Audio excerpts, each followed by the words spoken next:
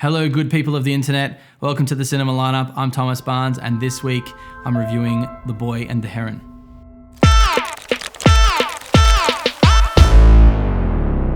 The film follows Mahito, a young boy who loses his mother in World War II Japan during a fire in Tokyo, who then a year or so later moves to rural Japan.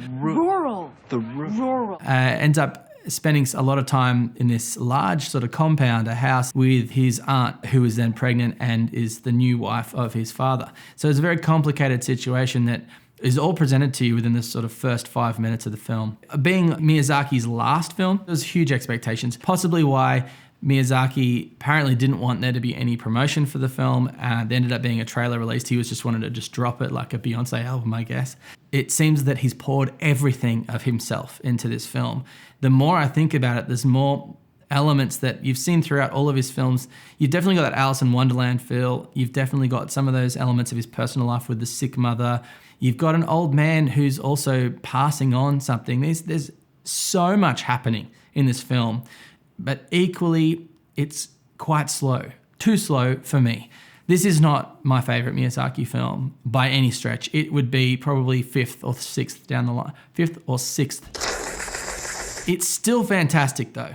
I came out of the film, I was a bit confused. I was very confused. A lot of the emotional moments that he wants you to really, it feels like he really wants to land and be powerful, just don't land for me. I was too confused by that point.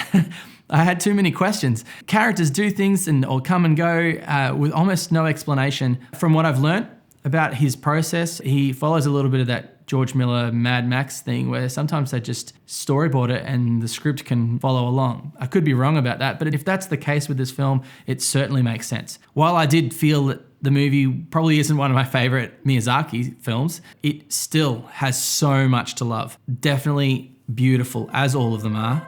The music is fantastic. Probably amongst the best music, I think, because The Heron is quite creepy. It's a creepy element, especially when it first comes in. It's creepy for probably a whole hour of the film.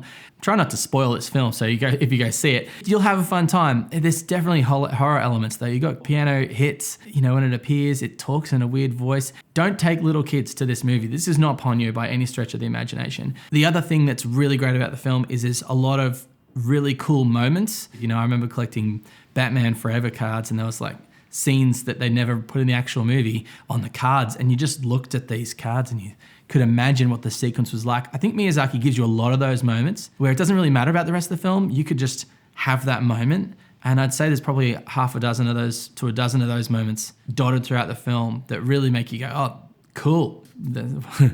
Sit in the cinemas and just go, oh, cool. It's worth going to the cinemas and seeing a filmmaker like this just for those moments. It does feel like someone's final film. He could come back and come back and make another 5 more films. He could live to 120. Who knows? He might be eating really healthy, although I'm pretty sure he smokes a lot. So I'd be fine if this was his last movie. It felt like a strong sign-off. So that's what I thought of The Boy and the Heron. I hope it was helpful, and I hope you go and see the movie and tell me what you think in the comments. Also, I hope you give me a like, a thumbs up and a subscribe. Everyone on YouTube says that helps the algorithm, so that'd be great if you could do that. You join me in this journey. I'm going to hopefully check out something cool next week, and we'll see you next time.